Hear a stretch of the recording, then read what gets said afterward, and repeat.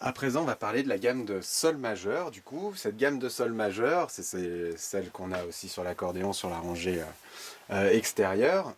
Euh, du coup, elle doit retrouver les mêmes repères que la gamme de do majeur tout à l'heure. Donc, un ton, un demi-ton ici, un ton, un ton, un ton et un demi-ton. Donc, ce qu'il faut savoir, c'est que la gamme de do majeur, c'est la sol qui n'est pas d'altération, c'est-à-dire pas de dièse, pas de bémol. Donc la gamme de sol majeur, elle peut pas être, elle aussi, sans altération.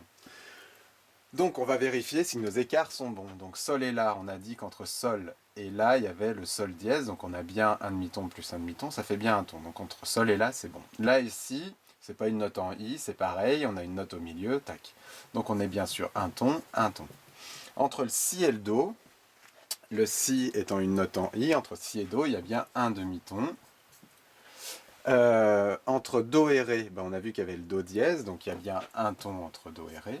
Entre ré et mi, pareil, il y a un ré dièse. Entre mi et fa, ce sont des notes, une note en i. Donc là, on a naturellement qu'un demi-ton. D'accord?